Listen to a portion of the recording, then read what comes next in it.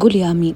الله يا أختي يجعل رزقك كالماء المنهمر، الله يجعل رزقك بعدد حبات المطر، الله يجعل لك من كل هم مخرج، الله يفتح لك مغاليق السماوات والأرض، الله يفتح لك مغاليق السماوات والأرض. اللهم إن كان رزقها في السماء فأنزله، وإن كان في الأرض فأخرجه، يا رب يا رب بعظمتك وقدرتك يا رب العالمين.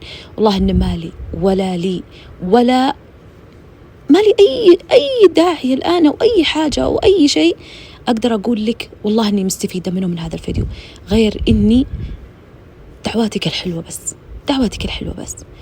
واسعي يا أختي لرزقك، اسعي لرزقك. والله والله والله إني بعيني إني واقفة، وأنا زوجي من النوع اللي ما يحب الزحمة. والله العظيم اللي وقفنا عند سوبر ماركت إنها يعني ما شاء الله لا قوة إلا بالله، أتفرج هذه سوبر ماركت وهذه سوبر ماركت جنب بعض، واحدة زحمة وصغيرة والثانية كبيرة لكنها فاضية، لا قوة إلا بالله. دخل زوجي على طول اللي فيها الزحمة واشترى منها، ورغم أنها صغيرة أطالع قلت يا سبحانك يا ربي، لأن الله اختار لصاحب هذا المكان الرزق. الله سبحانه وتعالى أرسل هذا العبد لهذا المكان، قال له روح، سخر قلبه أن يروح لهذا المكان. ليش؟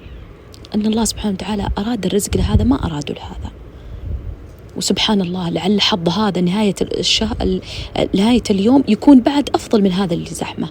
ممكن يجي واحد يقول لا هذه زحمة، أنا بدخل هنا وأدخل هنا وأخذ جملة، ويا سبحانك يا ربي يكون هذا اللي ما أحد دخل عنده ينافس هذا بنفس المبلغ والإيراد اليومي اللي دخل عليه. لا يا أختي لا تحطمين، لا تحطمين، اسعي لرزقك، قومي اشتغلي، الحياة حلوة، ابدأي بشيء بسيط عشان ما تتحطمين، اكبري شوية شوية. الحمد لله هذا احنا نشوف محلات كانت من كشكات إلى صارت محلات.